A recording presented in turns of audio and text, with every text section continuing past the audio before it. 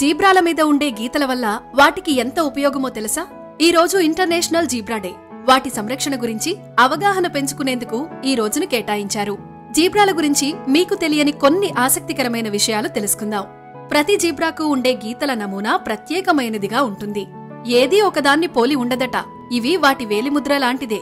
ఈ గీతల వల్ల జీబ్రాలు పొదల్లో దాక్కొని క్రూర మృగాల నుంచి రక్షణ పొందుతాయి. గీతలు శరీరంపై గాలి ప్రవాహాన్ని సృష్టించి ఉష్ణోగ్రతను నియంత్రించడంలో కూడా సహాయపడతాయి. జీబ్రాలు గుంపులుగా నివసిస్తూ తమ గుంపుతో బలమైన అనుబంధాన్ని ఏర్పరచుకుంటాయి. జీబ్రాలు శబ్దాలు, ముఖ హావభావాలు, చెవుల కదలికల ద్వారా ఒకదానితో ఒకటి మాట్లాడుకుంటాయట. జీబ్రాలు ముఖ్యంగా 3 రకాలుంటాయి: ప్లెయిన్ జీబ్రాలు, మౌంటైన్ జీబ్రాలు, గ్రేవీ జీబ్రాలు.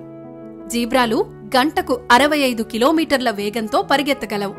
జీబ్రాలు గడ్డి నేలల సమతుల్యాన్ని కాపాడుతాయి.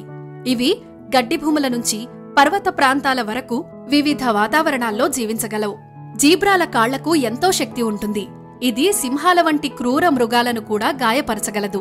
జీబ్రాలు గుర్రాల కుటుంబానికి చెందినప్పటికీ ఇవి అడవుల్లో ఉండడం వల్ల వీటిని పెంపుడు జంతువులుగా ఎవరూ చూడరు. మన దేశంలో గుజరాత్, ఒడిశా, రాజస్థాన్లో యానిమల్ పార్కుల్లో మాత్రమే ఇవున్నాయి. సౌత్ ఆఫ్రికాలో వీటి సంఖ్య ఎక్కువగా ఉంది. కానీ వేటాడటం, మృగాల దాడి వల్ల జీబ్రాలు వాటి అస్తిత్వాన్ని కోల్పోతున్నాయి. వీటిని రక్షించేందుకు సంరక్షణ కార్యక్రమాలు చేయాలని ప్రతిజ్ఞ చేద్దాం.